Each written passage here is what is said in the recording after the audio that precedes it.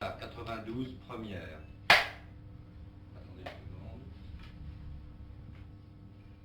Julius Evola, en Italie et ailleurs, vous êtes connu surtout comme l'auteur de nombreux livres de métaphysique, de sciences spirituelles, d'orientalisme et de critique à la civilisation. Il y en a au moins 5 qui ont été traduits en français. Par exemple, votre ouvrage majeur, tout au moins quant au public, c'est-à-dire La métaphysique du sexe, qui est publié en France, et va paraître bientôt Révolte contre le monde moderne. Mais dans la période entre 1917 et 1925, vous avez fait aussi de la peinture et de la poésie, et vous avez participé au mouvement de l'art d'avant-garde, au futurisme et au dadaïsme. Et vous êtes considéré comme le principal représentant et théoricien du dadaïsme en Italie. Pouvez-vous nous préciser votre position par rapport au futurisme et au dadaïsme? Eh bien, pour nous en Italie, c'était naturel de s'intéresser au futurisme parce que c'était l'unique courant vraiment d'avant-garde en Italie. Mais je n'ai jamais donné une adhésion formelle au futurisme. Mes rapports avec le futurisme ont été assez superficiels. Par contre, mon nom, on l'a trouvé dans la liste des présidents du mouvement Dada que Tristan Tzara a adressé en 1921. Bien que j'ai exposé des tableaux et des dessins dans des expositions futuristes, et j'étais l'ami de Balla, le peintre Balla, et aussi de Severini, notre peintre futuriste. Marinetti, en tant que personne, ne m'était pas du tout sympathique. Comment était Marinetti comme homme? Est-ce que vous pouvez l'évoquer brièvement? Très violent, très sensuel, très spontané, trop spontané. Et j'étais en train de vous dire que ce que je n'aimais pas dans le futurisme, c'était justement cette allure un peu prépotente, envahissante. Tout ce que dans le futurisme était une sorte de dynamisme sur une base essentiellement sensoriale, une sorte d'élan vital, dépourvu d'une dimension de l'intériorité, tout cela est très loin de moi. Au contraire, lorsque j'ai lu les premiers manifestes du dadaïsme, j'ai senti une affinité profonde avec ces positions. Alors j'écriais à Tzara, et alors il s'empressa de me faire avoir toutes les publications d'Ada qu'il publiait, qu'il fait paraître. Comment était Tristan Tzara? Comme peux-je le dire, il est venu à Rome une fois, c'est là que je l'ai connu. Mais est-ce que vous pouvez tracer un portrait rapide de l'homme? Difficilement. Si je ferme les yeux, je ne le vois pas physiquement devant mes yeux. Il y a presque 50 ans qu'ils sont passés là. Mais en ce qui concerne le dadaïsme, on a dit que votre conception était fondamentalement spiritualiste. Pouvez-vous nous préciser dans quel sens et quelle signification eut pour vous l'expérience dadaïste? Alors, le terme spiritualisme, c'est un peu fat et vague. Le fait, c'est que, avant tout, je ne suis pas parti de l'art et de la littérature. Je connaissais déjà textes de métaphysique et de mystique. Pour moi, ce qui était intéressant dans le dadaïsme, c'était une volonté de destruction radicale. C'était l'évocation d'un chaos primordial pour dépasser toutes les limites. Mais le but de cela, ce n'était pas pour moi, selon mon interprétation, le moi qui rentre dans une sorte de vie indifférenciée, mais une ouverture à la transcendance. Dans ce sens-là, je peux dire que ma conception était spiritualiste. Et j'ajoute que, on peut dire, mais pour préciser, le but, ce n'était pas de délivrer la vie avec la majuscule, mais c'est de se délivrer de la vie pour passer dans une dimension supérieure. Alors, je dois dire que Tristan Tzara n'était pas dépourvu d'une compréhension pour cette dimension plus profonde du dadaïsme. Il y a par exemple, ici je regarde encore, une carte de lui, date septembre 21, envoyée du Tyrol autrichien. Il dit, je me trouve ici avec des autres amis, Aragon, Édouard, Harpe, Hertz, écrivez-moi ce que vous faites et ce que vous pensez. Vous savez bien qu'elle est, que je m'intéresse beaucoup à tout ce que vous faites. Écrivez même sous la forme lapidaire d'une carte. Eh bien, dans cette carte, une carte postale, il y a les paysages d'une vallée, c'est le Ötztal. Il y a un village, et une église, un clocher, à Aiguille, comme vous le savez en Tyrol. Eh bien, Sarah a dessiné une rose qui s'ouvre au-dessus de la croix. C'est presque une allusion rosicrucienne. Puis au fond, il y a les glaciers. Dans le sommet le plus haut, il y a une main, avec le poing dressé vers le ciel. Là, c'est un symbolisme assez clair. Et comme je vous l'ai dit, nous entendions aussi sur ces questions transcendantes qui n'avaient rien à faire avec l'art dans le sens très étroit. C'est ça. Et je souligne un autre point, que dans le dadaïsme, tel que je l'interpréterai, l'accent était posé sur les moi comme un centre souverain et lucide, qui se retrouvait soi-même dans l'arbitraire, dans la raréfaction, dans le bouleversement des formes. C'est l'attitude absolument contraire à celle qui s'est développée, qui s'est développée ensuite dans certaines branches du surréalisme, avec ses penchants morbides vers l'inconscient, pas vers le supraconscient, vers l'inconscient et la psychanalyse, voire même pour l'écriture automatique, cela. Et je crois que c'est assez pour dire. Non, mais justement, quelle était votre position vis-à-vis du surréalisme? Alors, je ne le suis pas trop parce que le surréalisme s'est développé là que j'ai abandonné ce mouvement. En fait, de l'art, c'est le peu après le 1923 que c'est la date où j'ai... Mais je vais vous poser encore une ou deux questions rapides. Mais quel a été l'accueil, en général, de l'Italie au mouvement dadaïste? Alors, je vais le dire, si vous me faites la question générale de mon activité en Italie, je vais répondre aussi à cela.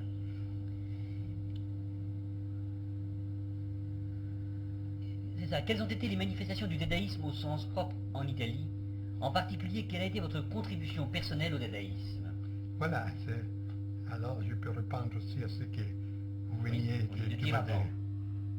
Et il faut souligner qu'il n'y a pas eu un mouvement dadaïste au sens propre en Italie. Il y a eu des manifestations singulières. À Mantoue, il y avait un petit groupe avec Cantarelli et Fiozzi qui avaient publié une petite revue appelée Bleu, où aussi des dadaïstes collaboraient. Mais j'ai su de cette revue par le truchement de Tzara. Ensuite, j'ai donné aussi ma collaboration. Mais de cette revue ne sont parus que trois numéros.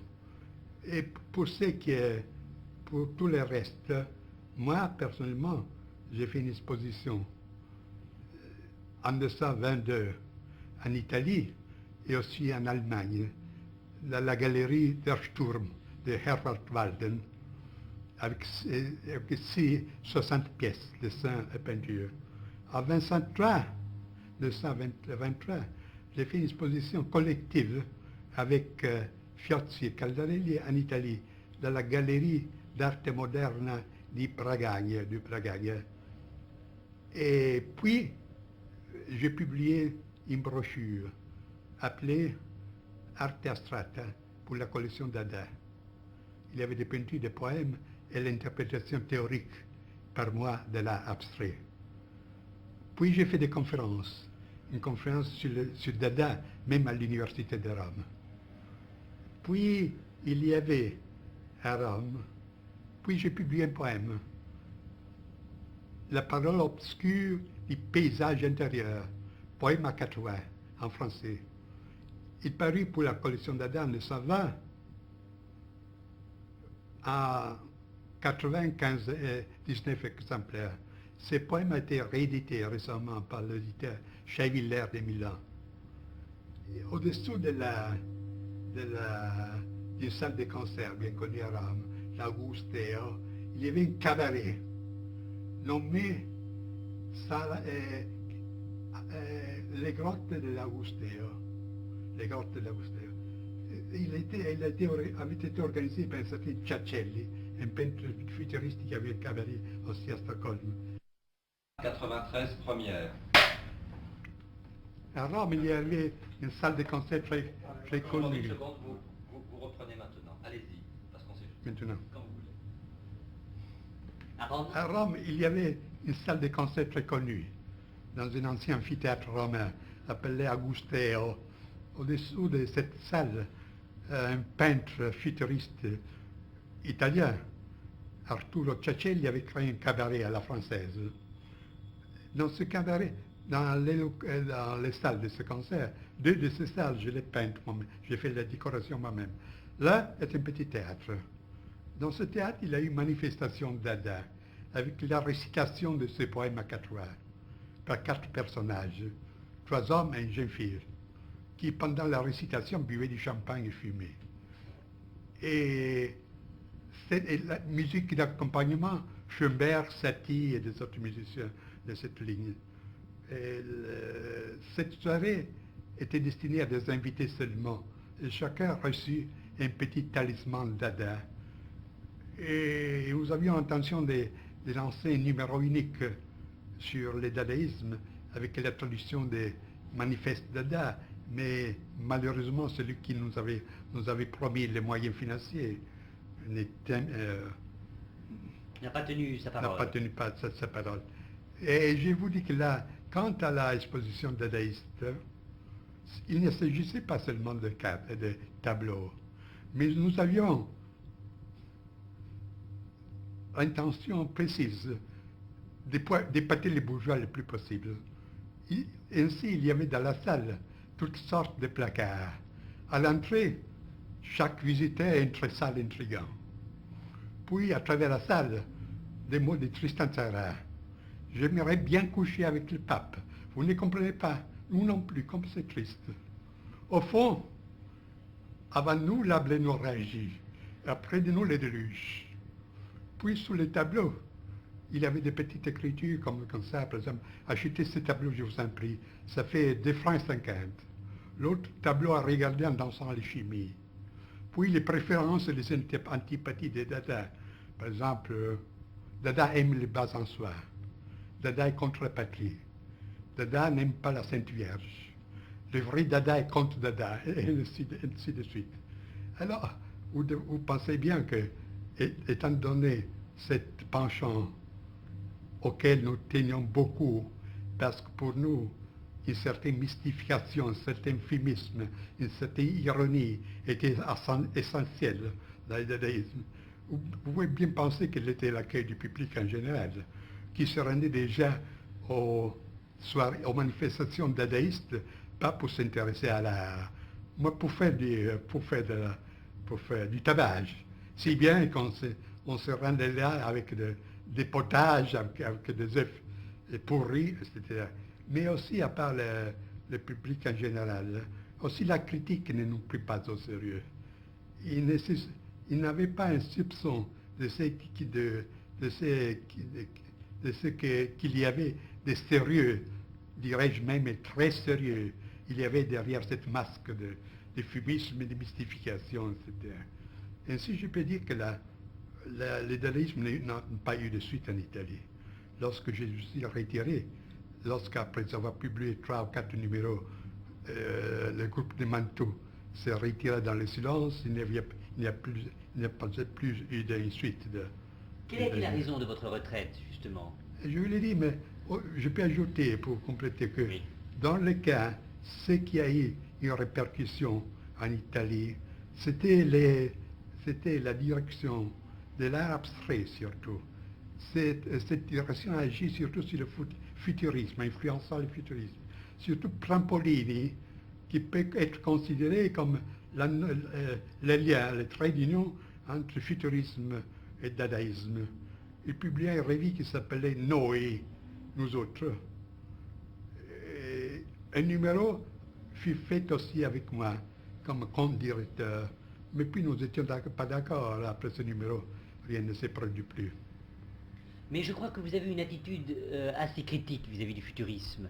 Est-ce que vous pourriez nous reparler brièvement de Marinetti et de son futurisme? De nous donner vos raisons critiques.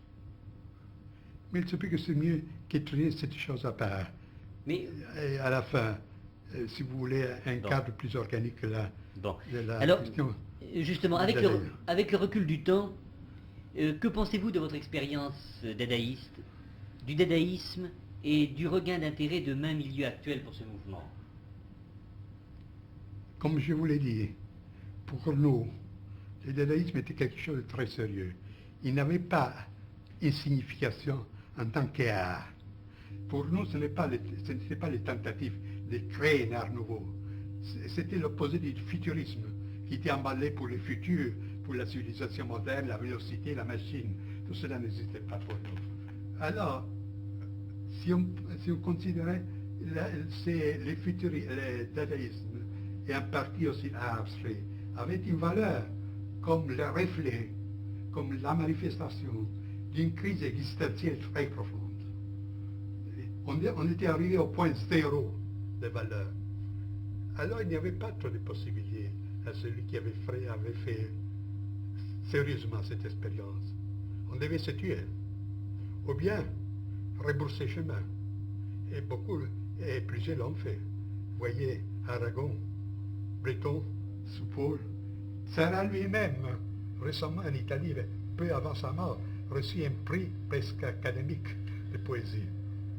En Italie, il y a eu des phénomènes analogues. Papini, avec le groupe duquel j'étais très apparenté lorsqu'il faisait l'anarchiste et l'individualiste, devenu catholique. Aldengo Soffici, qui est un peintre bien connu, qui s'occupait de l'expressionnisme, du cubisme et du futurisme, devint traditionnaliste au sens très étroit de la mort. Alors c'est la deuxième possibilité. On ne se tient pas sur ces positions. La troisième, c'est jeter à l'aventure. Type Rimbaud. On pourrait dire que la méthode dadaïste n'est pas dépourvue d'une certaine relation avec la formule dadaïsme toujours, telle que je l'interprétais, avec la formule de Rimbaud. Dérèglement de tout le sang pour devenir vaillant. Alors, comme je dis, l'autre solution, c'était de se jeter à l'aventure, comme le fait le dernier Rimbaud, comme le fait les filles en certaine mesure, Blessandra et des autres personnes. Enfin, il y avait l'autre possibilité, la positive. Étant donné que l'essor, presque inconscient, mais réel, de tout ce mouvement, était une volonté de libération, de transcendance. Poser un limite à cette expérience et chercher de se frayer un chemin vers des autres domaines où cette soif aurait pu être satisfaite. C'est ce que je fais dans ce temps-là. Après un moment de crise très grave à laquelle c'était un miracle, si j'ai survécu à cette crise, je sais, puisque les fonds existentiels qui avaient justifié mon expérience dadaïste n'existaient plus, il n'y a plus aucune raison de m'occuper de cette chose. Et juste passer à mon activité, cette activité pour laquelle je suis aujourd'hui essentiellement connu.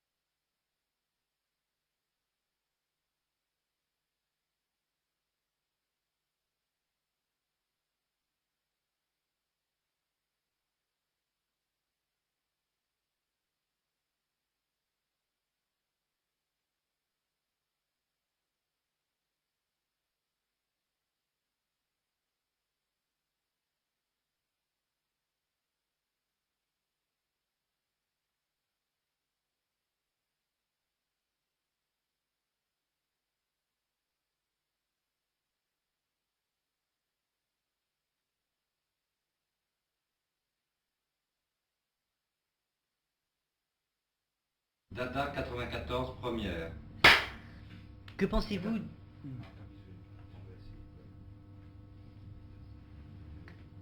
du regain d'intérêt de nombreux milieux actuels vis-à-vis du mouvement dadaïste? À ces propos, je suis très rêveur. Parce que, selon mon interprétation, le dadaïsme constitue une limite.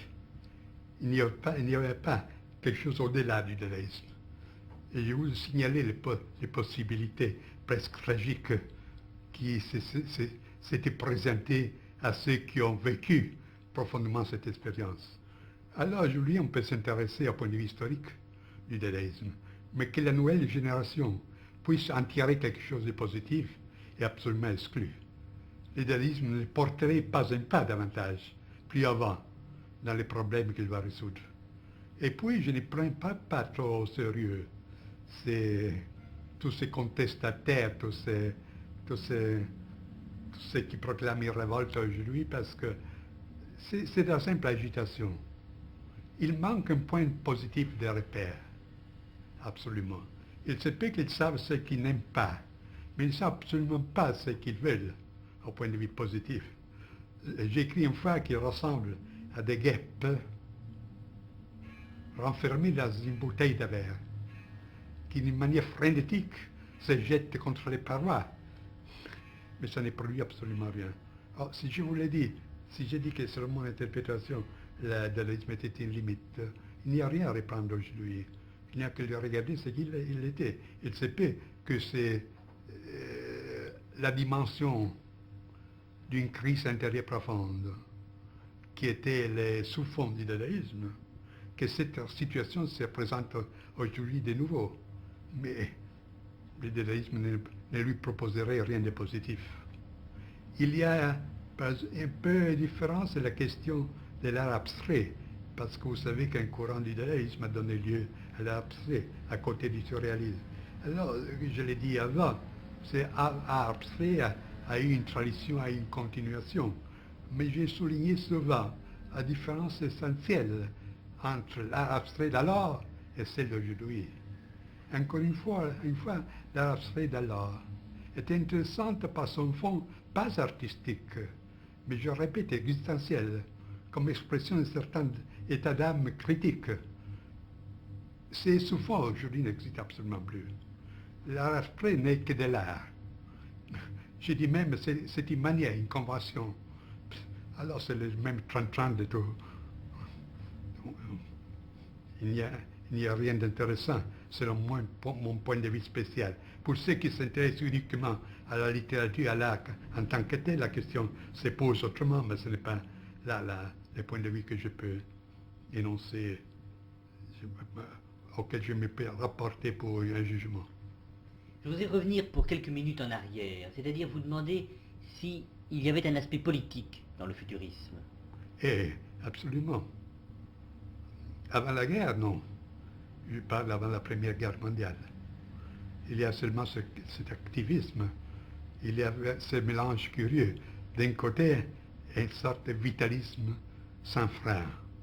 De l'autre côté, l'exaltation du contraire, c'est-à-dire du monde de la machine, la mécanique, le monde moderne dans ses aspects les plus outrés. Et on peut dire que cette dualité contradictoire, c'est justement un caractère de l'époque moderne, parce qu'on voit qu'il y a Miller qui a dit c'est comme une forêt pétrifiée au-dedans de laquelle il se mue le chaos. Alors ces forêts pétrifiées, c'est justement tout l'établissement, toute la civilisation matérielle, mécanique. Et au fond, il y avait ces forces souterraines, irrationnelles, déchaînées, qui émergent de temps en temps de façon les plus différentes. Et pour revenir à la dimension politique du futurisme, immédiatement, au commencement de la Première Guerre mondiale, le futurisme prit une allure violemment interventiste. Il était pour l'entrée de la guerre à côté des alliés d'alors. Et Mussolini était, et Marinetti était à côté de Mussolini, en bien des démonstrations d'agitation, choses comme ça.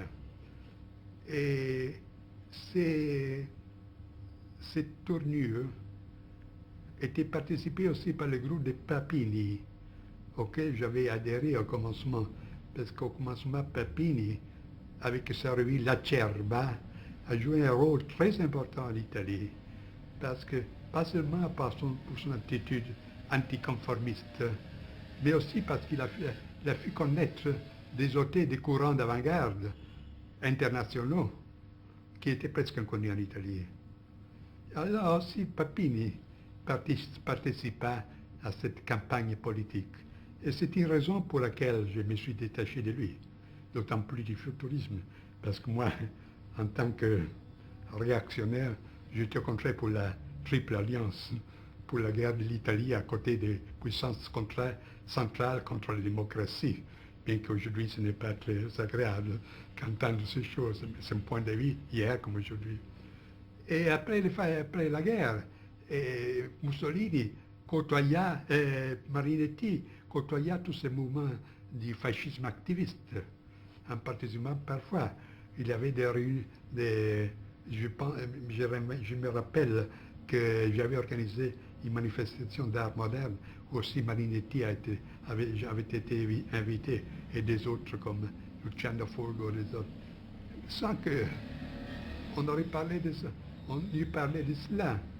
Marinetti a commencé tout d'un coup à parler des politiques, à faire des attaques contre le gouvernement alors pré-fasciste, si bien que la police entra et fit un tabac pour ces choses.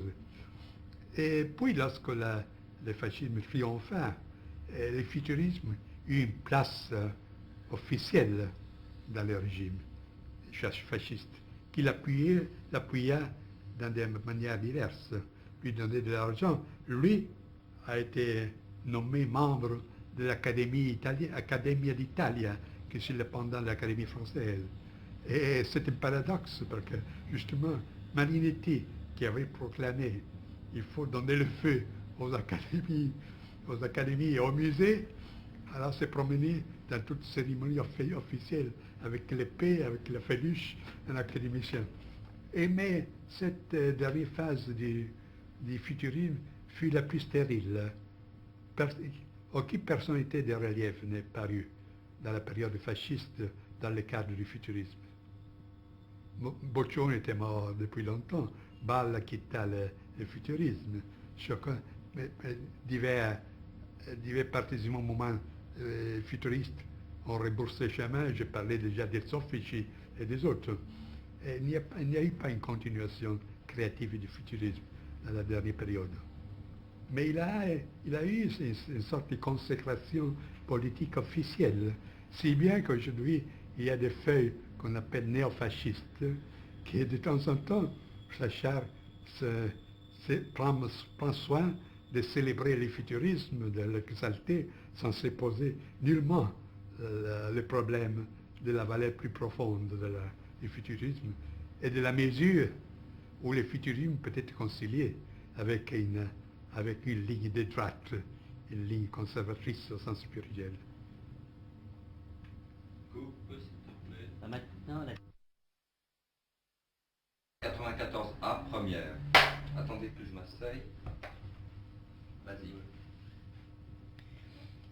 votre peinture pouvait se diviser en deux périodes distinctes.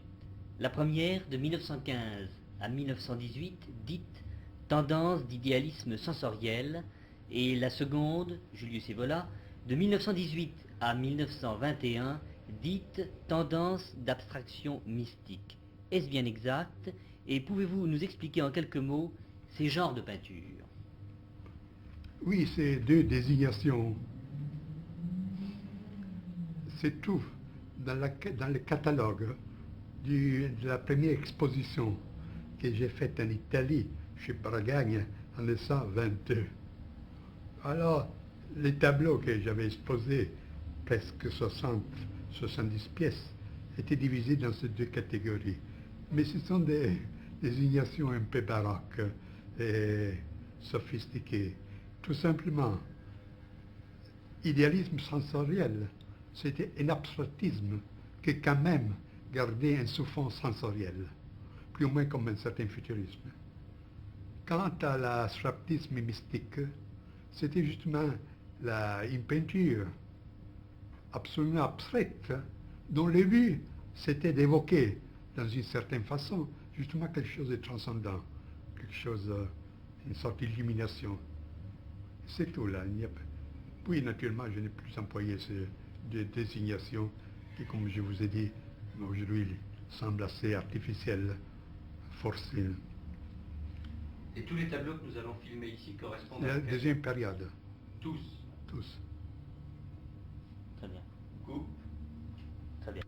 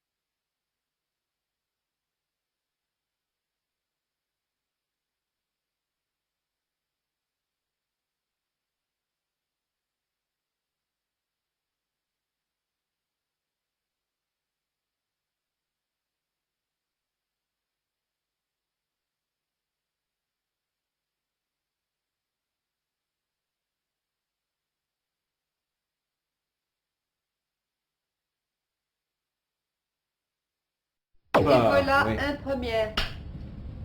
Une seconde. Encore. Oui. Julius Evola, voulez-vous nous parler de vos origines, de vos années de jeunesse et de votre formation spirituelle? Mes origines, je suis né à Rome. Pour ce qui concerne le côté purement biographique, je ne l'estime pas digne d'intérêt. Pour ce qui est ma formation intellectuelle, mes études officielles ont été des mathématiques.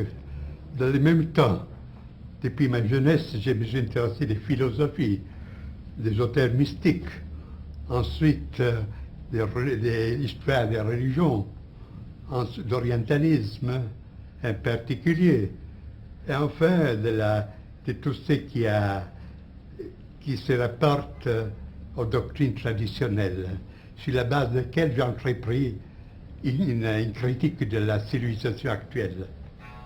Et enfin, un des derniers sujets auquel je me suis consacré, c'était la sexologie, correspondant à cet ouvrage qui a été publié aussi en français, Métaphysique du sexe. Nous savons que vous avez participé dans votre jeunesse au mouvement d'avant-garde. Quels ont été dans cette période vos rapports avec le futurisme et avec Dada? Un rapport avec le futurisme s'imposait par lui-même, parce qu'en Italie n'existait que le futurisme comme art d'avant-garde. Et j'ai connu Marinetti et des autres exponents du mouvement futuriste. Mais puis, peu à peu, je me suis aperçu qu'il n'y avait pas une homogénéité entre mon orientation et celle futuriste, à laquelle j'accusais une sorte de dynamisme chaotique, une sorte d'élan vital, avec du chauvinisme, avec l'exaltation des futurs problématiques. Toutes ces choses, pour moi, ne marchaient pas. Et au contraire, je me suis presque immédiatement intéressé au moment dadaïste, immédiatement après la guerre. C'était 1919. Ben, j'étais en rapport avec Tristan Tzara, avec lequel je m'entendis très bien. Et dans ce temps-là, j'ai donné ma contribution dans le domaine de la peinture, de la poésie. Pour la poésie, c'est ma formation précédente avait pour centre surtout le courant français, le symbolisme, Rimbaud, Mallarmé et tout cela. Et j'ai donné, comme je vous l'ai dit, je me suis entendu très bien avec Tristan Tzara.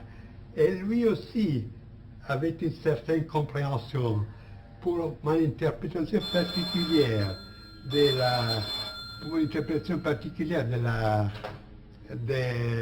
du dadaïsme.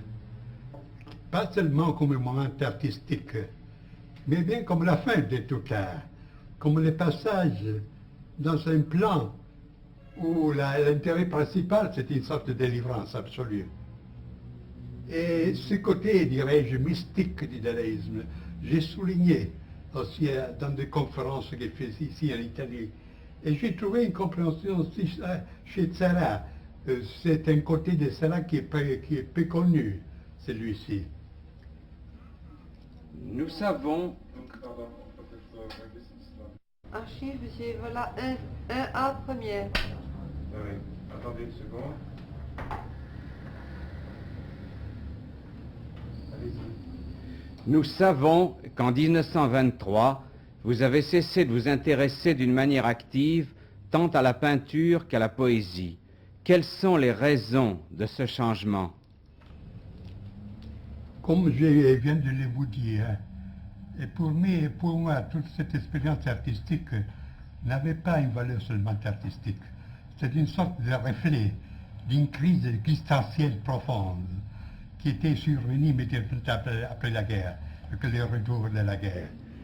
Alors ce n'est pas un état où on pouvait demeurer. C'est là la différence, j'estime, entre l'art abstrait d'alors et l'art abstrait d'aujourd'hui. Alors l'art abstrait avait cette dimension existentielle profonde. Aujourd'hui, c'est une sorte de convention, de manière, qui n'a pas aucune dimension en profondité. Alors c'est évident que lorsque j'ai dépassé cette crise, aussi son expression extérieure dans le domaine artistique n'a eu plus une raison d'être. Mais si on a vécu sérieusement et au profond cette crise, il n'y avait pas trop de chemin à choisir. Quelqu'un pouvait se tuer, les autres faire rebourser chemin, ce qui ont fait aussi certains dadaïstes à partir d'Aragon, par exemple. Ou bien s'effrayer le chemin pour une dimension ultérieure de l'expérience. C'est ce que j'essayais.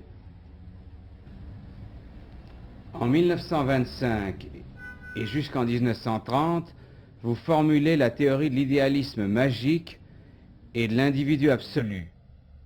C'est le sujet de votre livre « Il Camino del Cinabro ». Nous expliqueriez-vous cette doctrine? Mais pour l'expliquer, je devais entrer dans un domaine technique de philosophie. Je peux dire en résumé que cette doctrine, c'était une synthèse entre l'idéalisme absolu de la ligne des successeurs de Kant, Schelling, Fichte, etc., de l'existentialisme avant la lettre, avec une dimension ésotérique. En troisième lieu, de la doctrine de la puissance, parce que, comme il est bien compréhensible, un des auteurs qui a exercé sur moi une influence particulière, ça a été Nietzsche. Un certain Nietzsche, parce que je ne l'approuve pas tout. Alors c'est une sorte de synthèse, là, de théorie de l'absolu absolu. On parle de la position gnoséologique, c'est-à-dire des doctrines de la connaissance. On la développe dans une doctrine du moi, et puis on considère les développements possibles de ce moi jusqu'à un idéal presque chimérique, c'était l'individu absolu. Et les phases de ce développement ont été exposées dans le deuxième volume de cette doctrine de cette théorie d'individu absolu, qui s'appelle phénoménologie de l'individu absolu. Le mot est fermé phénoménologie et apprend dans le même sens de Hegel, phénoménologie de Geistes, phénoménologie de l'esprit, pas dans le sens d'un recueil de phénomènes plus ou moins. Novalis a-t-il eu une influence sur vous? En partie parce que à ce temps, j'étais assez intoxiqué par la méthode académique. Et Novalis, j'ai reconnu qu'il avait des intuitions très profondes. Mais ce qui me gênait, c'était son côté poétique et intuitionniste, pas systématique. Votre livre, La tradition hermétique, est une exposition de la doctrine secrète qui se cache sous les symboles de l'alchimie. Est-ce qu'elle a des rapports avec les enseignements que vous avez exposés dans un autre livre, également traduit en français, La doctrine de l'éveil? Non, il y a une différence. La doctrine de l'éveil, c'est une exposition systématique de l'ascèse, de l'ascétisme bouddhiste, que j'ai reconstruit sur la base des textes originaux pali. Si bien que la traduction anglaise de ces livres était recommandée par la Pali Society de Londres, qui est l'autorité la plus reconnue dans cette branche. Et alors, ce livre est considéré comme un classique sur des études sur le bouddhisme, bien que ces thèses pour la mentalité commune, pour une culture moyenne, sont révolutionnaires, parce que je considère comme un malentendu, ou bien comme une déformation, la conception du bouddhisme comme cette vision de la vie qui considère seulement le monde comme souffrance et le nirvana comme une sorte d'évasion plus ou moins dans les néants pour s'échapper à cette douleur. Je démontre au contraire, toujours sur l'appui des textes, parce que dans chaque page, vous trouvez des citations de toutes sortes, qu'au commencement, le bouddhisme était une doctrine initiatique, que le vrai sens de cette doctrine et de cette ascèse qui a une allure toute particulière, c'est-à-dire, dirais-je, scientifique, parce qu'il n'avait pas de présuppositions religieuses ou morales, alors que le but ultime de cette discipline, c'était la réalisation de l'inconditionné. Le vrai nirvana, c'est l'inconditionné, que le bouddhisme pose au-delà même du royaume de Dieu. Archive, monsieur Vola, 2 premières. Attendez une petite seconde. Et quelle est la différence avec la tradition hermétique? Et comme vous venez de le dire, la tradition hermétique, c'est un livre qui est consacré à l'exposition, à l'interprétation de cette tradition secrète qui se cache sous le symbole alchimiste de métallurgie, d'opérations métallurgiques. Alors, il y a une différence fondamentale avec l'interprétation, pas au sens de l'histoire profane de la science qui a fait M. Jung, parce qu'il considère tout cela, tout ce monde alchimique, pas comme un monde matériel de métaux et de substances matérielles, mais comme des projections de la libido, des archétypes, etc. Au contraire, j'expose ces enseignements comme un enseignement initiatique qui, comme tel, concerne les forces réelles, bien que pas physiques, et a pour but la transformation intérieure de l'homme. Alors là, il y a, je voudrais dire que ceux des livres, Doctrine de l'éveil et Doctrine et tradition hermétique, indiquent 2 voies possibles. L'un, c'est d'une ascèse sèche, virile, du détachement. on réalise les noyaux, dirais-je, olympiques de l'être par les moyens du détachement absolu de tout, soit du lien terrestre, soit du lien céleste. Au contraire, la tradition hermétique a un esprit bien plus occidental, hein, je m'aventure de le dire, c'est-à-dire a un caractère opératif.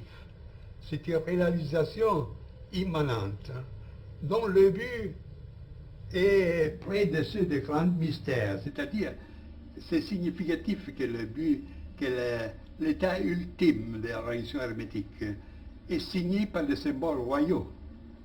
C'est la croix, c'est la couronne, c'est le roi, c'est l'empereur. Et ce n'est pas les couleurs blanches de la contemplation, mais c'est les couleurs rouges du feu. Alors là, c'est une tradition très intéressante au point de vue de son affinité avec l'esprit aussi de l'Occident. Et je pense que mon exposition, je dois le dire, c'est l'exposition la plus complète et plus approfondie aussi pour les comparaisons avec les autres enseignements qu'il existe sur ces sujets. Aussi Jung a éprouvé la nécessité de citer mon livre entre les systèmes, entre les expositions systématiques de l'hermétisme. Mais à votre avis, et c'est je crois une chose essentielle pour la suite de votre exposé, peut-on se détacher de soi-même? Mais c'est là la présupposition de toute doctrine ascétique, même mystique, encore davantage initiatique. Votre ouvrage, La révolte contre le monde moderne, date de 1934.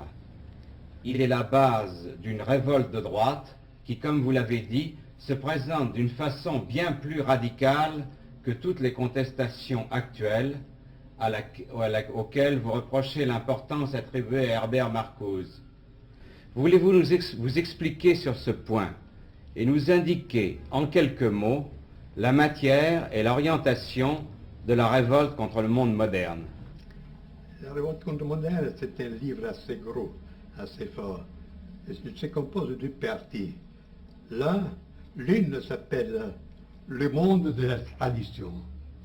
Et je cherche de donner ce qu'on appelle en philosophie une doctrine de catégories du monde traditionnel, c'est-à-dire les formes constantes dans lesquelles se présentent à travers des différences presque indéfinies, mais qui ne cachent pas l'identité de la substance, la forme dans laquelle se présentent les structures fondamentales d'une société, c'est-à-dire à partir de la royauté, la loi, l'État, l'espace, le temps, la guerre, la relation entre les sexes, le jeu, et c'était tout cela, en puisant dans les documents les plus variés, à partir de l'Extrême-Orient jusqu'à l'Amérique précolombienne, du Moyen-Âge jusqu'à l'Antiquité méditerranéenne, etc.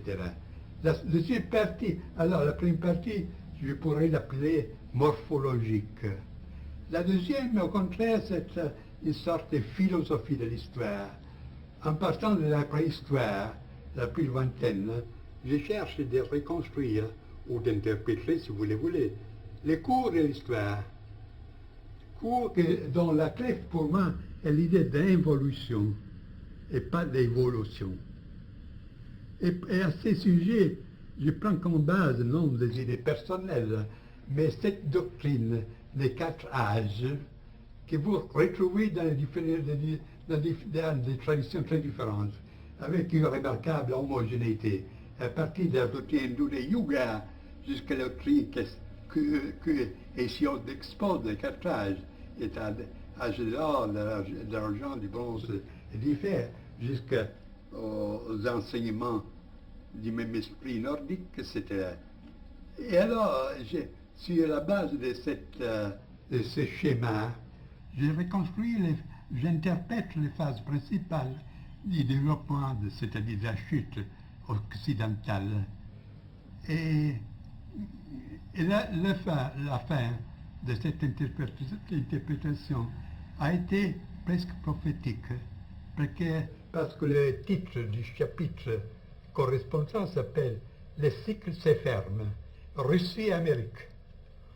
Et je donne l'image de la Russie bolchéviste et de l'Amérique capitaliste comme deux branches des mêmes choses que malgré toutes les différences ont le même sens, d'étrangler tout ce qui reste de l'Europe traditionnelle. C'est ce qui est arrivé après, si vous considérez que le livre est paru en 1933-34 en Italie, en 1934 en Allemagne. Alors, étant donné cette structure du livre, vous voyez que les titres « Révolte du monde moderne » ne correspondent pas entièrement au contenu, parce qu'il ne s'agit pas d'un livre polémique. Mais la polémique vient par soi-même, parce que, en voyant comme sont les choses, c'est naturel pour quiconque garde une certaine sensibilité spirituelle de dire non au monde moderne. Mais c'est là la différence avec Marcuse, avec toute cette bande de contestataires, etc.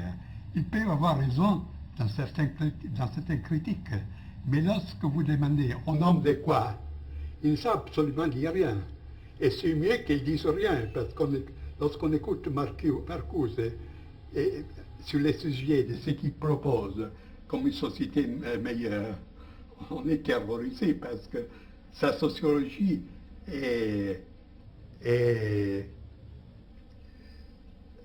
s'inspire d'un freudisme tellement grossier qui fait absolument rire. Alors c'est ça, puisque dans mon livre, comme point de départ, je pose le monde de la tradition, je pose en même temps le point de repère, dans le cas qu'on veut s'aventurer dans une contestation positive, qui par soi-même est naturellement une constitution de droite, pas de gauche.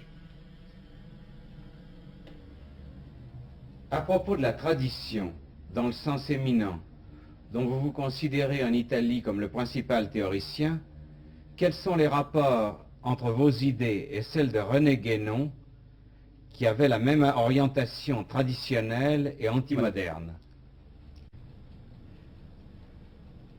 Bon, il y a une différence qu'en partie dépend de ce qu'on appelle les questions personnelles. Parce que ma constitution, ma tradition était différente de celle de Guénon. Guénon était somme toute un intellectuel. Moi, j'étais plus pour le côté actif, pour le côté action, etc.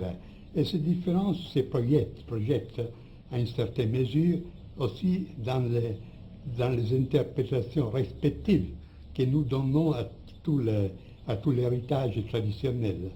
Pendant que Guénon souligne surtout le rôle de la contemplation, de la connaissance, moi, je ne nie pas le rôle que connaissance et contemplation ont. Mais je dis qu'une autre voie possible, c'est celle de l'action. Et dans mes interprétations, j'ai souvent fait tomber l'accent sur la tradition, sur la création de l'action.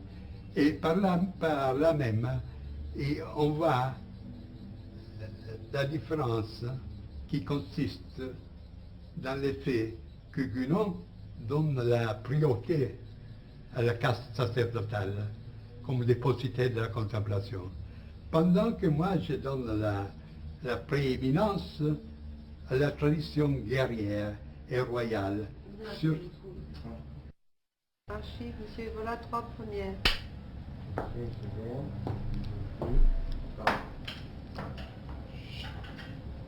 Cette différence se reflète dans les rôles que nous donnons à l'Église et à l'Empire. Guénon estimait que si l'Occident a eu une tradition, ceci est dû à l'Église, à la tradition catholique. Moi, j'ai affirmé avec Dante, je dirais, au demeurant, que la tradition ghibelline de l'Empire était l'exponent justement d'une tradition de la même dignité, avec une dimension surnaturelle qui est très claire dans l'idéologie Ghibelline des Hohenstaufen, des empereurs allemands. Et j'ai cherché de trouver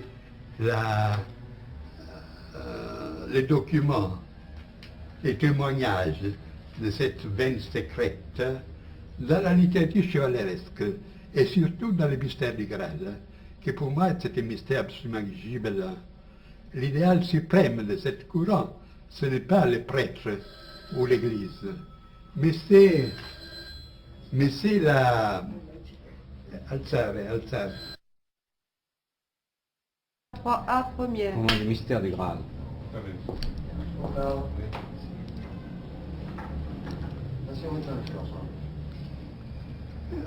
Alors, en cherchant des témoignages sur la spiritualité impériale, sur les ghibellines, je me suis rapporté à toute la tradition chevaleresque, notamment à la tradition du Graal, que j'ai interprété dans un livre qui est paru aussi en français, qui s'appelle Les mystères du Graal et la tradition ghibelline. Et alors, il apparaît que le Graal, qu'on devait retrouver pour faire fleurir de nouveau un royaume déchu, c'était justement l'héritage de cette tradition unitaire, royale et sacerdotale dans le même temps.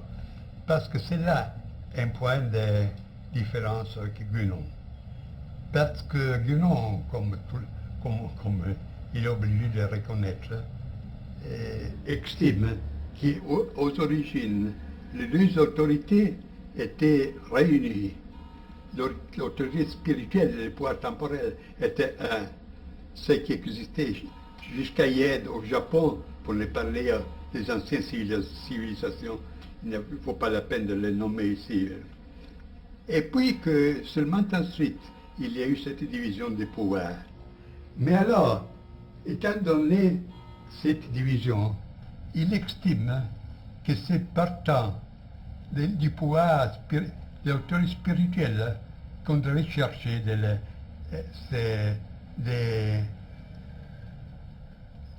de venir à une reconstruction traditionnelle. C'est qui est arbitraire parce que s'il s'agit de des morceaux, on peut concevoir la même entreprise aussi partant de l'autre, c'est-à-dire intégration royale dans la dimension spirituelle. Et de là, il y a des différentes conséquences. Puis sur des points particuliers,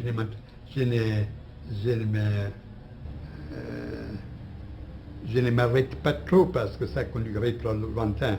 Guénon estimait que l'Église catholique aujourd'hui, ce serait le point de repère, le point de repère pour un redressement traditionnel. On voit aujourd'hui où est que va l'Église. Ce sont des illusions. Et je garde une lettre de Guénon avec laquelle nous avions une correspondance très suivie, dans laquelle, puisque j'ai fait cette objection, il a dit, pour moi c'était un devoir d'indiquer certaines possibilités, mais je savais d'avance qu'il aurait eu une fin de nous recevoir. Et alors la direction aujourd'hui ouverte à gauche de l'Église ne laisse pas de doute sur cette chose. Et l'autre point de contraste, c'est au sujet de la maçonnerie, de la franc-maçonnerie. Il considère que, puisqu'il est très formaliste, que lorsqu'on organise l'organisation traditionnelle, au moins aux origines traditionnelles, garde intactes ces rites, ces cérémonies, toutes ces opérations, elle maintient sa valeur. Même si au point de vue pratique, elle subit une dégénération ou bien. Et moi, je ne suis pas de cet avis, n'est-ce pas? Et je ne peux pas que constater l'action dans le sens antitraditionnel, que depuis la vieille Révolution française jusqu'à hier, la maçonnerie comme une sorte de religion du troisième État a exercé. Et je suppose que dans la maçonnerie, qui aux origines avait un caractère initiatique, que dans cette maçonnerie se sont infiltrés, sont pénétrés des influences qui lui ont donné une direction tout à fait contraire. Est-ce que vous accepteriez de nous parler d'un point particulier? C'est le livre le plus mystérieux de Guénon, Le Roi du Monde. Oui. Qu'en pensez-vous? Eh bien là, c'est un aperçu général du caractère de nature documentaire. Il constate comme l'idée d'un centre suprême du monde revient dans les traditions les plus diverses. Et il décrit ces différentes traditions. Et décrit aussi quelle est la fonction attribuée à ce centre. Quant à dire si ce centre existe ou non, il croit qu'il existe, mais il ne va pas trop à s'aventurer dans cette information, dans une affirmation si dangereuse, parce que j'écris un essai dont le titre est « Les centres initiatiques de l'histoire ». Ce roi du monde devait contrôler tous les destins de l'humanité. Que fait-il? Parce qu'il est clair que l'Occident, depuis longtemps, a pris la voie du déclin, d'involution. Et aujourd'hui, encore davantage. Que fait-il? Ou il ne peut pas, ou il ne veut pas intervenir. Alors, c'est là un problème. Et nous ne parlons pas du Tibet, dont les mythes étaient si fascinants, si charmants pour beaucoup de spiritualistes, de théosophes. Et il a suffi que des bandes communistes l'envahissaient parce que tout ce qui était tradition tibétaine a disparu. Sur le plan de l'action, quels ont été vos rapports avec le national-socialisme et le fascisme? Est-ce qu'à cet égard, il faut se reporter à votre livre « Le fascisme et ses critiques du point de vue de la droite », suivi des remarques sur le Troisième Reich? Bon, il faut que je dise d'abord que je n'étais ni fasciste, ni national-socialiste, ni membre d'aucun parti, comme je n'ai pas donné ma voix à aucune élection. Pour ce qui est de ce mouvement, il y a deux côtés à considérer. L'un négatif, c'est-à-dire leur négation. Et je ne pouvais pas être d'accord avec le mouvement qui s'est déclaré contre toute démocratie et tout marxisme. Alors, je pouvais accepter cette position. Pour ce qui concerne les côtés positifs, il y a des côtés valuables, des aspects valuables, des aspects qui ne l'étaient pas. Et ce que je pouvais prouver est la reconstitution de l'autorité de l'État. L'idée de dépasser la lutte des classes avec une formation hiérarchique et corporative, et un certain style militaire et discipliné de la nation, et une certaine tendance anti-bourgeoise. Et tout cela, pour moi, allait bien. Et ce que je n'approuvais pas, c'est le côté dictatorial. Chez nous, le mal est à moitié parce que, bien que nominalement, la monarchie existait encore. Au contraire, l'action du national-socialiste a été, dans un certain sens, assez destructrice, parce qu'il a nié, en grande partie, ces traditions qui existaient même après la Première Guerre mondiale. Alors, pour ce qui sont les rapports avec ce mouvement, je n'ai exercé presque aucune action dans le monde du fascisme, aussi pour des raisons particulières de mentalité et pour une sorte de maçonnerie qui s'était formée là, des groupements fermés. Pendant que j'exerçais une certaine action en Allemagne, mais justement dans ce milieu qui n'était pas justement national-socialiste, mais qui était conservateur aristocratique. Par exemple, j'ai fait des conférences.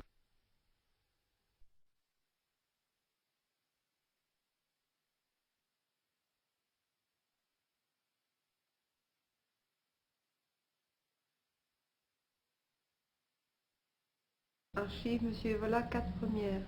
Une seconde. Au cas. Non,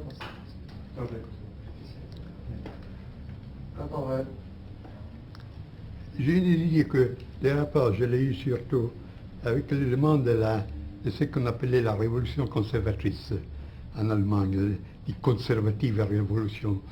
Et j'étais très ami du baron von Gleichen, qui était le président du Herrenclub, du club des seigneurs de Berlin, dont le rôle est assez connu dans la période précédente. Et pas avec les mouvements nazistes en tant que tel. Pour Hitler, je n'avais aucune sympathie, parce qu'avant tout, j'ai trouvé qu'il était une nature prolétarienne. En second lieu, qu'il est un type dangereux de posséder, bien très doué, d'où ses succès, etc. Et pour ce qui est de la SS, le discours est un peu différent, parce que d'habitude, on connaît de la SS seulement les aspects les plus fâcheux, camps de concentration, tout cela, Gestapo, etc. Mais il faut se rappeler que Himmler flirtait avec l'idéal d'un ordre, ce qu'on appelait, il y a aussi un livre en français, l'ordre noir. Il voulait ressusciter dans une nouvelle forme l'ancien ordre, les chevaliers Teutones, les chevaliers germaniques du IIe siècle.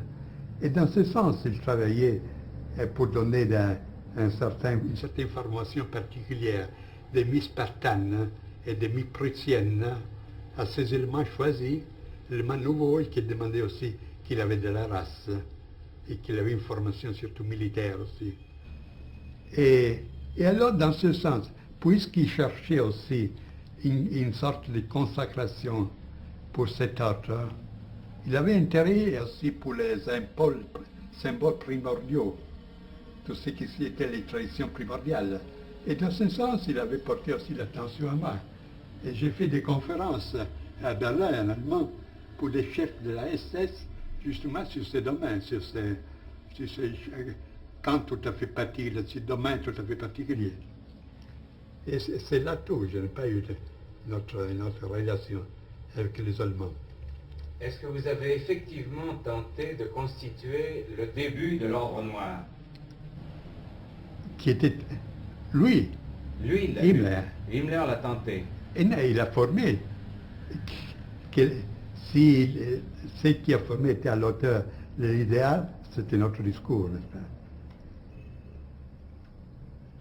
Voulez-vous nous dire quel est votre concept de race et pourquoi vous avez été accusé par vos adversaires de racisme? Mais vous savez, racistes, fascistes, etc., ce sont des étiquettes qu'on emploie très volontiers pour quelqu'un qu'on veut liquider sans se donner la peine de connaître les idées véritables.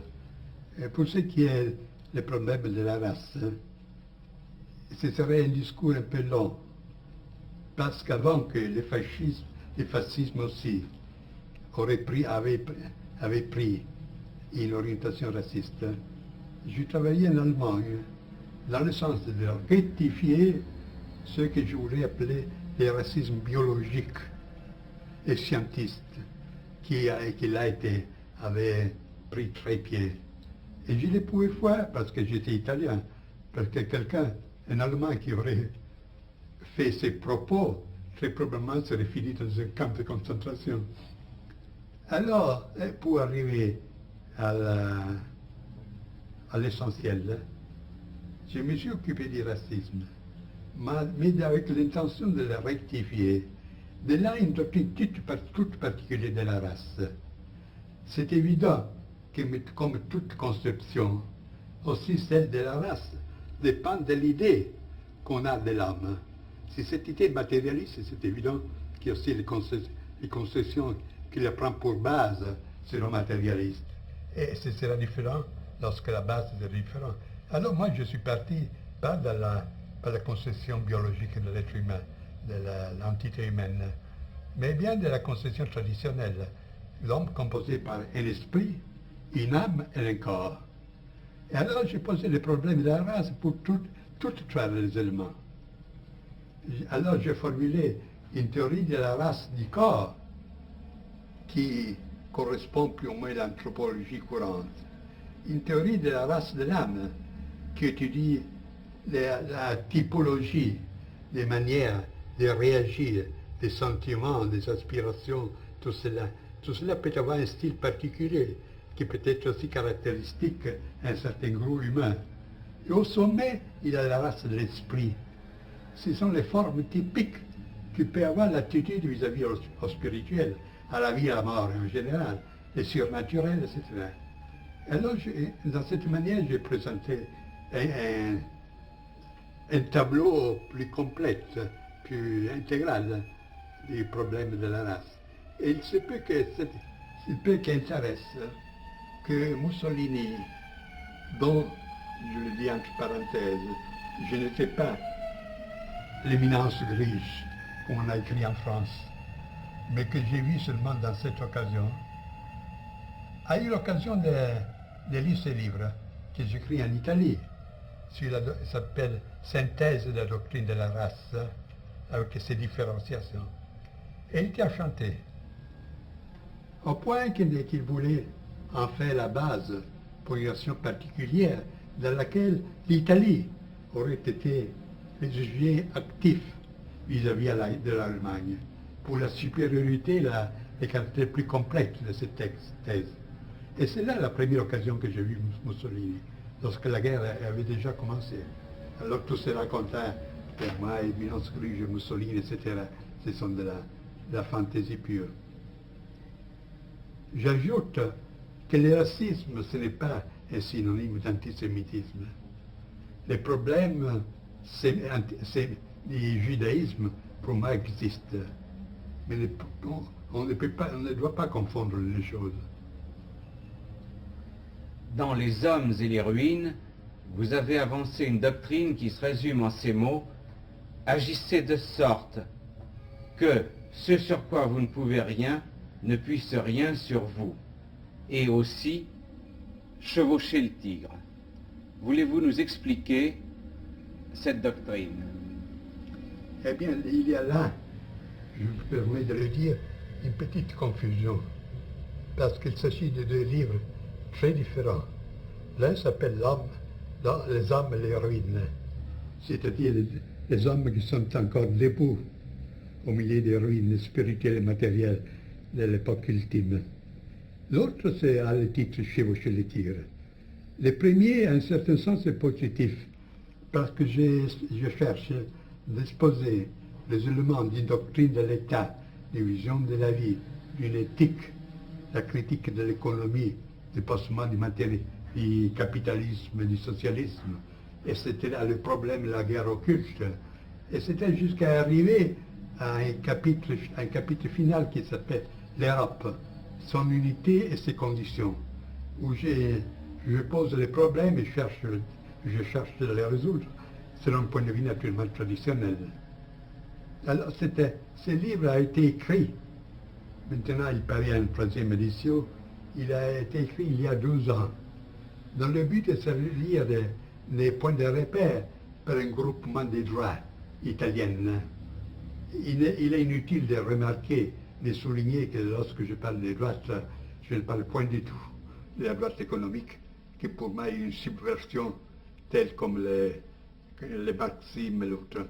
Il s'agit d'une droite politique aristocratique, si vous voulez, comme vous pouvez la concevoir, Metternich, Bismarck, ou si vous voulez, Borra, dans un certain sens.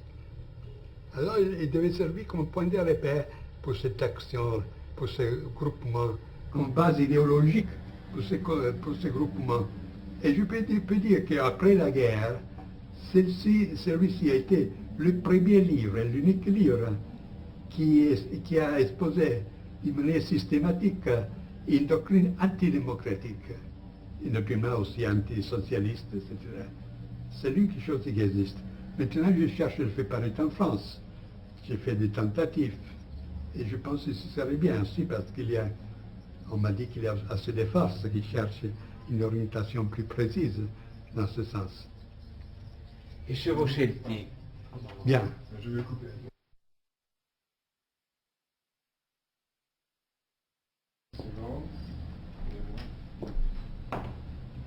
Encore. Et chevaucher le tigre. Chevaucher le tigre, c'est bien. Tandis que le premier livre a une intention positive et point de repère pour une reconstruction, bien que hypothétique et utopique étant donné le temps. Le deuxième livre a une orientation, a une présupposition négative. C'est-à-dire que nous sommes désormais dans une époque de dissolution complète, qu'il y a des procès en cours qui sont arrivés à une phase telle qu'on ne peut plus les arrêter. Au point que s'opposer directement à ce procès, à ce phénomène, on risquerait d'être écrasé. Alors il y a une autre manière de les accepter, mais lui donner une direction différente. Et c'est là la formule chevaucher le tigre. Le tigre, c'est qui est déchaîné, chevaucher et s'y mettre dessous pour attendre que l'animal se fatigue ou bien s'épuise pour prendre la parole. Et là, il y a un autre point. C'est une formule tantrique. Transformer les poisons en médecine. Et alors, dans ce livre, j'ai considéré une série de domaines. La religion, la morale, la science, les arts, la politique, la vision du monde, la société, la famille, le sexe, et tout cela. Et j'ai examiné le caractère de la dissolution qui a frappé tous ces domaines. Et puis j'ai indiqué de quelle manière on peut utiliser cette dissolution, pas avec un résultat négatif pour une destruction, comme c'est le cas pour la plus grande partie des personnes, mais pour un homme que j'appelle l'homme différencié, pour acquérir une libération supérieure, en détruisant de certaines formes qui, somme toute, ne sont pas les formes du monde de la tradition, mais la forme de la civilisation de la société bourgeoise, acquérir une nouvelle supérieure liberté. Alors c'est là le thème de ce deuxième livre. Vous vous êtes beaucoup occupé du sexe et surtout de la métaphysique du sexe. Un de vos ouvrages, paru en France, y a rencontré beaucoup d'intérêt. Pouvez-vous nous en parler? Du sexe, je me suis occupé assez récemment. Et ce livre a eu son point de repère, avec l'intention que j'avais d'écrire une introduction au livre de Weininger, Sexe et caractère. Puis là, j'ai vu que la matière s'élargissait d'une manière telle que ce n'est pas possible de contenir la introduction. Alors, naturellement, en recueillant les autres matériaux, j'écris ce livre. Et on peut dire que, dans un mot, que c'est l'anti-Freud. C'est la position de Freud. On peut dire que, tandis que Freud a découvert une dimension transcendante, mais presque démoniaque du sexe, subpersonnel, je cherche de retrouver dans l'expérience du sexe une dimension transcendante au sens supérieur, qui conduit à nous. En grec, on pourrait dire anagogique, pendant que l'autre est catalogique, c'est qui conduit vers le bien. Et alors, il y a là un examen, pas seulement des formes profanes de l'amour et de l'amour sexuel, tel que presque tout le monde les connaît, pour y découvrir des, comment on dit, épirailles. Est-ce qu'il existe épirailles?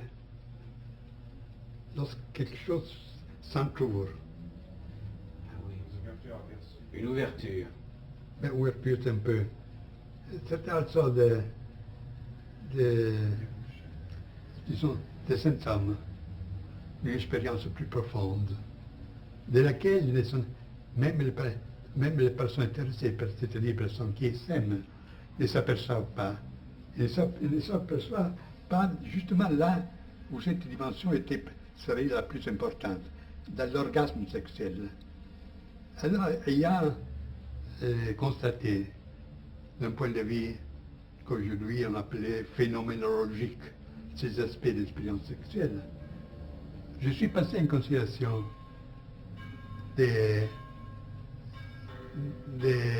d'études comparées. J'ai constaté comme cette dimension, dans les autres civilisations, avait toujours été reconnue. On connaît un sacrum sexuale, c'est-à-dire un sacré du sexe, qui était la base, pas seulement pour les rites un peu répandus de tout le monde, mais aussi pour les pratiques assez précises, pour conduire l'expérience sexuelle à produire des phénomènes magiques, statiques et mystiques. Et là, j'ai recueilli des traditions de toutes sortes, selon mon habitude. L'extrême-orient du taoïsme, au tantrisme, les pays arabes, c'était jusqu'à la démonologie du Moyen-Âge, etc. Alors c'est la position de Freud dans ce sens que j'ai cherché d'attirer l'attention sur une dimension du sexe qui est autant superpersonnelle et profonde comme celle sur laquelle Freud s'est obsessionné, mais qui au contraire a pour fond le plus profond une transcendance. Et j'ajoute que la clé pour mon interprétation était le mythe de l'androgyne. Vous les trouvez comme on les connaît surtout en Europe. Chez Platon, le banquet, quelle est la clé d'interprétation du sexe?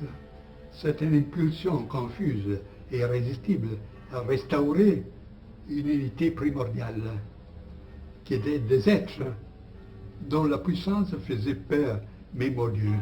Et dans les mythes platoniques, c'est pour ça que les dieux, on les a brisés à deux, hommes et femmes.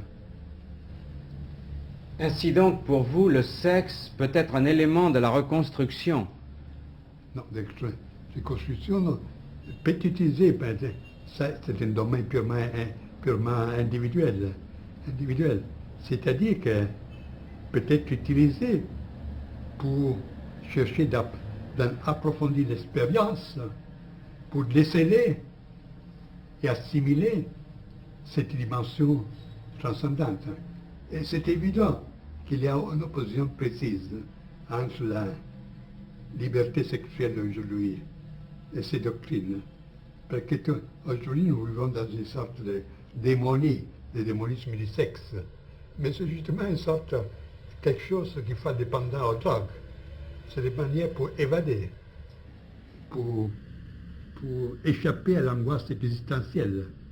Et alors, tout finit dans des sensations plus spasmodiques et chaotiques qui ne sont absolument aucune solution du problème.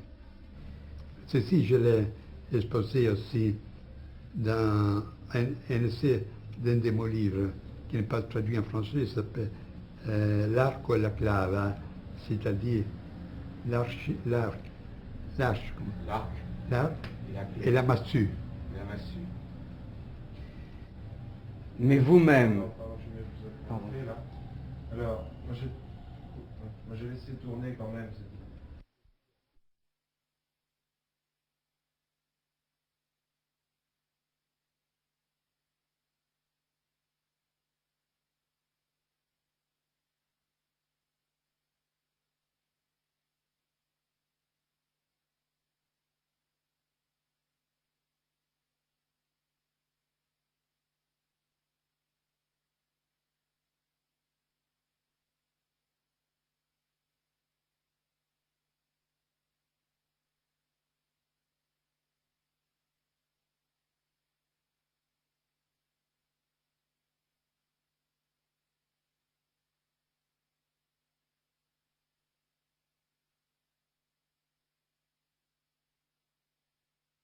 Exercice première.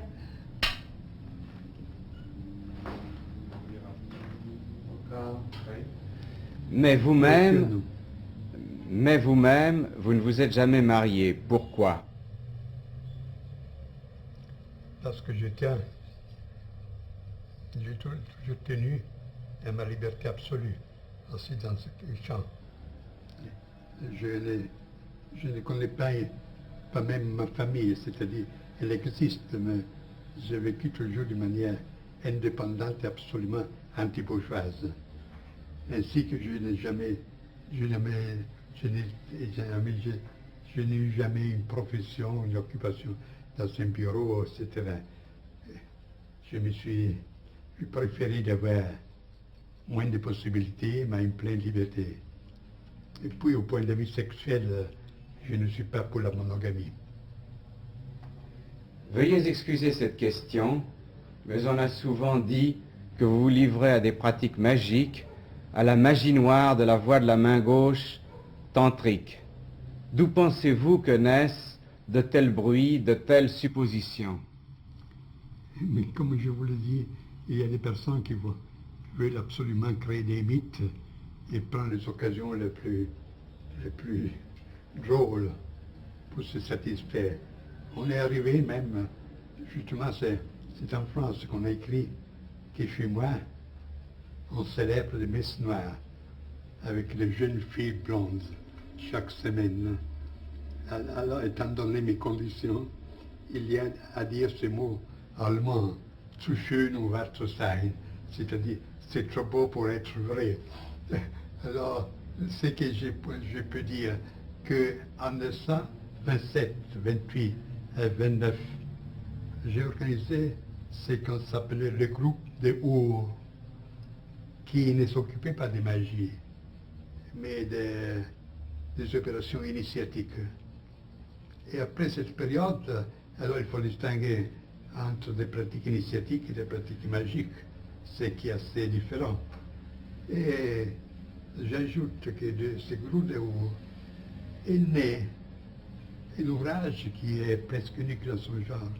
Ce sont des 3 volumes qui s'appellent Introduzione alla magia, Introduction à la magie.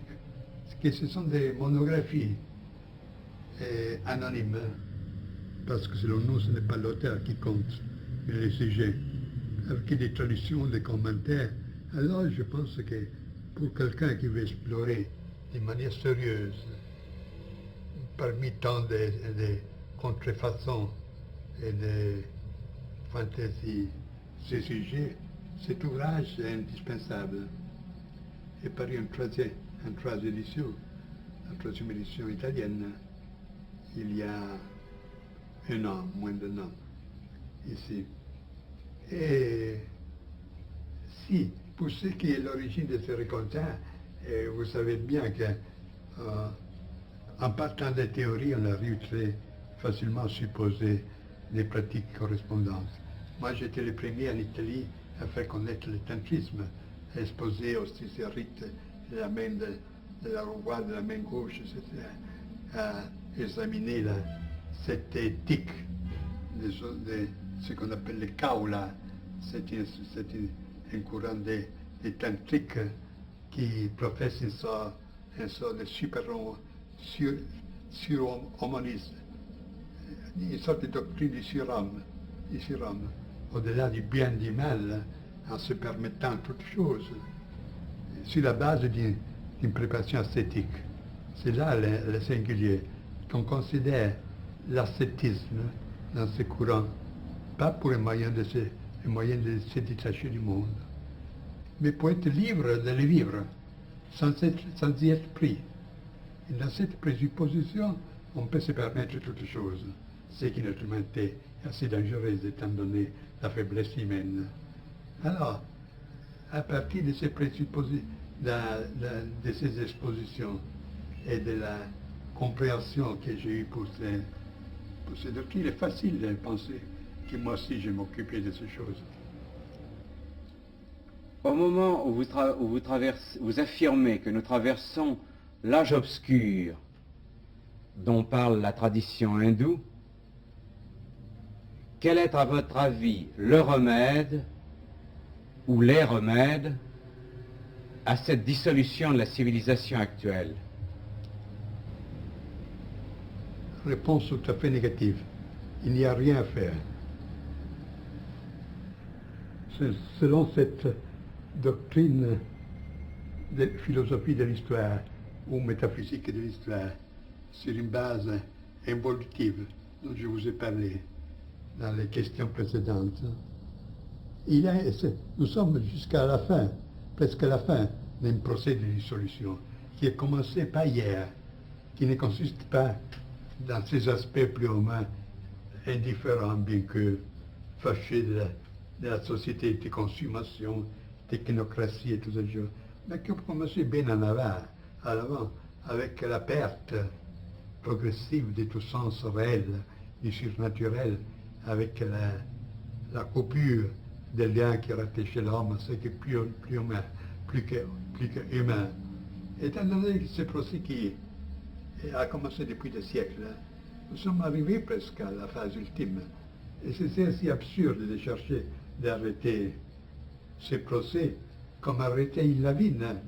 On dit lavine, hein? La neige qui forme une avalanche. Une avalanche. J'ai fermé lorsque presque arrivé dans la vallée. Et alors, il n'y a qu'à attendre, ça se rattache un peu avec la doctrine de chevaucher les tigres, comme vous pouvez bien le comprendre.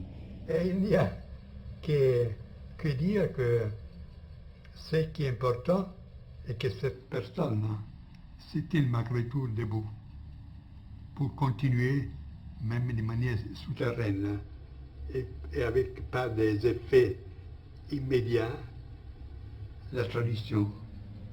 Et je reporte souvent des beaux mots d'un poète autrichien, Wilpart, qui dit « Le souhait est que ceux qui ont veillé pendant la longue nuit se rencontrent avec ceux qui arriveront dans la nouvelle aurore. » Est-ce que vous avez l'espérance de la vie éternelle? Espérance. Vous savez que dans notre doctrine, nous n'avons ni espérance ni crainte. Où on sait une chose, on ne le sait pas. Je pourrais vous dire quelles sont les vies traditionnelles sur ce sujet, mais on ne finirait plus. Ce n'est pas une chose à dire la vie éternelle. Avant tout, il faut poser la question de la survivance. Puis distinguer les différentes sortes de survivance. Puis distinguer la survivance de l'immortalité, et ainsi de suite. Parler de la première mort et de la seconde mort. Et vous voyez que c'est un sujet très vaste que j'ai considéré dans mes livres. Et votre idée qu'il n'y a pas un autre monde, mais un seul monde avec une dimension invisible du monde, est-ce que vous appelleriez cela du nom de Dieu? Je ne comprends pas. Je veux dire, cette dimension invisible du monde, qui est dans tous vos livres, dimension surnaturelle, est-ce que vous lui donneriez le nom de Dieu?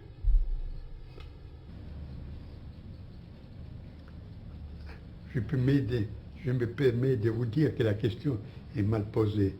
Avant tout, il n'existe pas une réalité au derrière de l'autre, mais il existe de différents moyens d'expérimenter une chose unique. Ce qui est matériel, c'est les phénomènes, les projections d'un œil matériel, le regard matériel. Lorsque l'homme a changé son être, il persévérera la même réalité dans les autres formes. Et alors, ce sont des dimensions. Et comme dans la radio, vous pouvez tourner les boutons sur des différentes longueurs d'onde, et vous percevez des autres, des suites différentes. Alors là, il n'existe pas un monde relatif et un monde absolu, mais un regard relatif et un regard absolu. Pour ce qui est Dieu, ce n'est pas le cas d'y parler, parce que pour la métaphysique, le Dieu c'est un concept qui appartient à la conscience religieuse, pas à la conscience métaphysique. Vous savez que selon la doctrine hindoue, et aussi selon certains mystiques occidentaux, comme Dionys l'Aréopagite, et même Plotin, même Maître Eckhart, on considère quelque chose qui est au-delà de la divinité, de Dieu. Parce que le Dieu, selon le point de vue oriental, hindou par exemple, sur le principe de l'être. Mais le principe de l'être a, vis-à-vis de soi, le principe du non-être. Il y a quelque chose de supérieur à l'être et au non-être. Et au non-être. Et c'est une sorte... 27 première. Ça fait rien, quand on règle ça pendant que ça tourne, ça fait bien. Oui, si vous voulez reprendre, moi, vous nous disiez que vous disiez il y a l'être, vous savez qu'il y a l'être et il y a le non-être. Je disais que Dieu, c'est une catégorie qui appartient surtout au domaine religieux, et tel qu'on l'entend surtout en Occident. On pense au Dieu théiste, le Dieu comme personne. Alors, ce n'est pas un conseil, une catégorie de la métaphysique. Parce que ce Dieu théiste, au maximum, on peut le considérer comme le principe de l'être. Mais l'être par lui-même, pour sa nature, a contre soi, contre lui le non-être. Et on peut concevoir quelque chose qui est au-delà de l'être et du non-être. Et c'est là la métaphysique. C'est la fête métaphysique dans une conception traditionnelle du monde. Et c'est là, c'est l'un dont parle Plotin, c'est la Gottheit, c'est-à-dire le Dieu au neutrum, dont parle Meister Eckhart, et qu'il pose au-delà des dieux. Et partout, et dans les expériences les plus profondes, même des mystiques qui côtoient les vérités de l'initiation, a été pressenti cette idée-là, qu'il y a un point de repère absolu qui dépasse qui est une sorte de sur-Dieu, quelque chose qui dépasse la conception de Dieu, surtout théiste chrétienne, qui, je voudrais ajouter, à propos de la main de la voix de la main gauche, Vamachara, en hindou, que celle-ci se rattache à une conception presque complète de la divinité. Cette divinité est exprimée dans ses formes plus populaires, dans celle qu'on a appelée la Trimurti, c'est-à-dire trois faces du divin. L'un qui est Brahma au masculin, pas au neutrum. Le deuxième, c'est Vishnu. Le troisième, c'est Shiva. Le premier Dieu, c'est-à-dire la première puissance de la divinité, c'est la création. La deuxième, c'est la conservation. Et à ça se rattache tout ce qui est dévotion, respect de l'existence, tout ce qui est créateur, etc. Le troisième Shiva, au contraire, c'est le dieu de la destruction. Ma destruction à entendre comme transcendance. C'est le représentant de ce qui est inconditionné, et comme tel ne peut que agir d'une façon destructive sur tout ce qui est conditionné. Alors pendant que le premier Dieu, création, conservation, forme l'objet de la voix de la main droite, le troisième, Shiva, c'est justement le Dieu du troisième, qui s'appelle, le Dieu qui, c'est le troisième Shiva, c'est le Dieu qui, sous le signe duquel c'est la voix, c'est tout la voix de la main gauche, qui comprend des formes de destruction rituelle, l'orgiasme, tout ce qui, dans son paroxysme, dépasse tout ce qui est conditionné. Et c'est vu, ne se limite pas à ces milieux un peu spécialisés comme ceux du tantrisme. Mais si vous consultez un texte qui aux Indes a la même popularité presque de la Bible chez nous, que c'est la Bhagavad Gita, dans le chapitre 10e, vous trouvez justement que la forme suprême du Dieu se révèle dans sa manière épouvantable, dans sa forme épouvantable, comme une force qui détruit toute chose, qui comme un potentiel trop haut qui fait sauter un circuit, un schéma. Et c'est intéressant que cette révélation du divin dans sa forme suprême a été accordée à un guerrier, Arjuna, lorsque au point de combattre, en voyant dans le fil de ses ennemis, aussi des parents, des amis, ne veut plus combattre. Alors le Dieu l'encourage en disant, tous ceux que tu vois sont déjà morts avant d'être nés. Tous seront transportés par la puissance destructive, parce qu'aucun est à l'auteur de la transcendance que je suis. Alors, n'aie pas peur, sois mon instrument, et combat sans peur et sans souci. Je crois que c'est là la justification la plus haute, la justification sacrale la plus haute de la guerre qu'on peut trouver dans le monde traditionnel. Et pour terminer sur une note plus gaie, voudriez-vous nous raconter quelques anecdotes sur la manière futile dont parfois on vient vous questionner?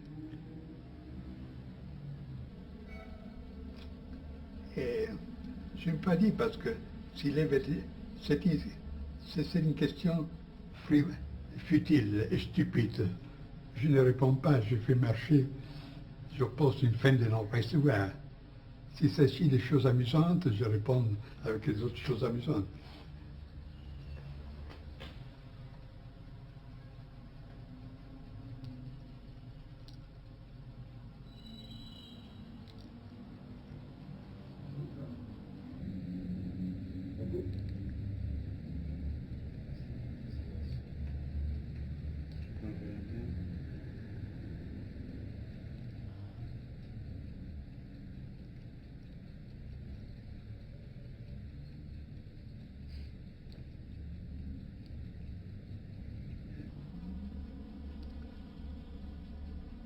Quoi, ça marche encore? C'est pour...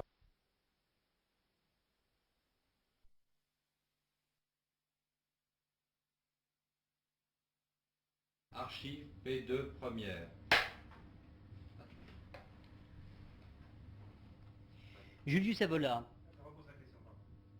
Julius Evola, en Italie et ailleurs, vous êtes connu surtout comme l'auteur de nombreux livres de métaphysique, de sciences spirituelles, d'orientalisme et de critique de la civilisation. L'un de vos livres est même très connu en France, c'est La métaphysique du sexe, et bientôt l'on va publier Révolte contre le monde moderne. Je crois que vous n'avez pas connu le poète américain Ezra Pound, mais vous l'avez rencontré pendant la guerre à Rome, et je voudrais que vous me donniez votre opinion sur ses idées politiques, ses idées économiques.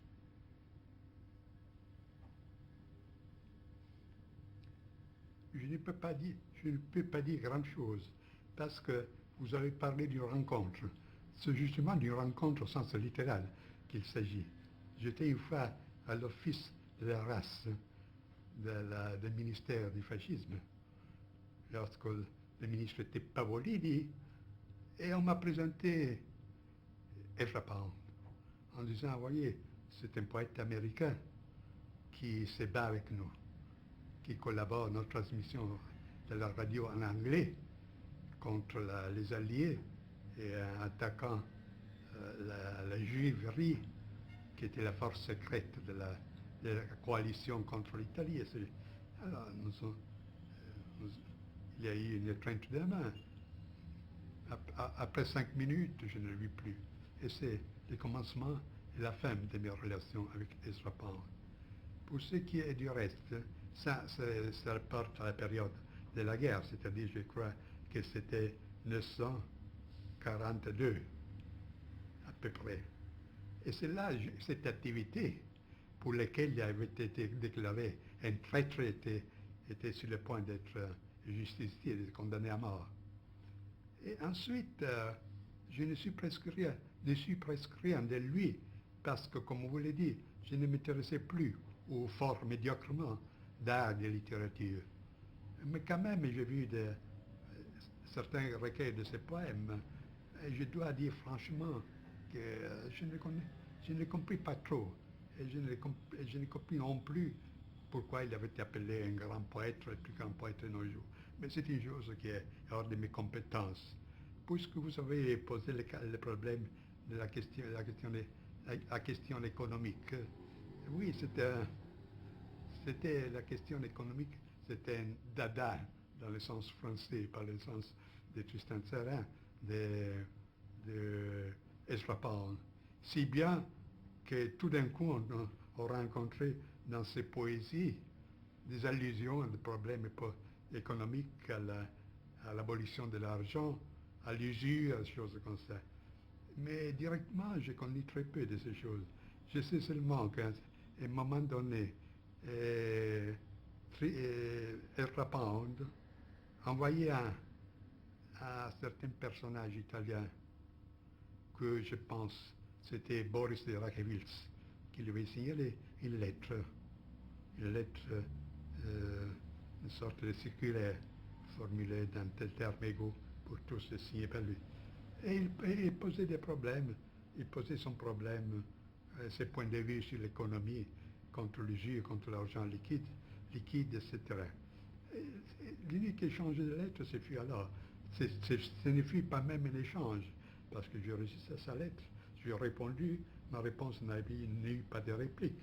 Et somme toute, j'ai objecté cette chose, que, comme l'a remarqué Werner Sombart, c'est sociologue bien connu allemand, historien du capitalisme, l'homus economicus, l'homme purement économique, c'est un mythe, ça n'existe pas. Il existe l'homme intégral. Et selon la formation intérieure de cet homme intégral, une certaine économie prend forme.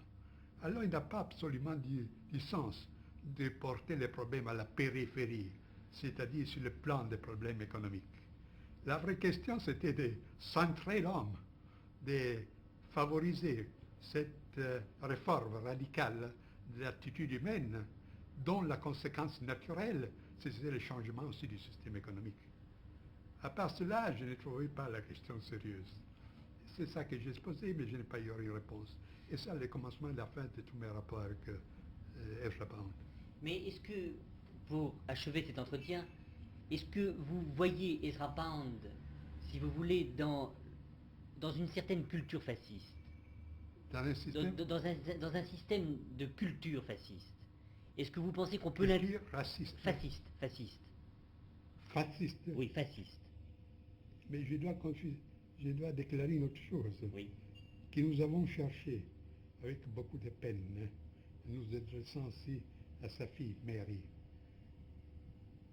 Pour l'éditeur Volpe, c'était conservateur de Rome, un ami de moi. Les textes des articles, des radiotransmissions des Pound, qui ont été justement les chefs d'accusation, ce n'était pas possible de les avoir. Nous les aurions publiés très volontiers. Et sans ces textes, c'est impossible de se former une idée juste de quelle c'était la position de lui vis-à-vis du fascisme contre les Alliés, son point de vue particulier pour ceux qui regardent le judaïsme, le judaïsme. Alors il manque la base pour dire quelque chose là. Coupé.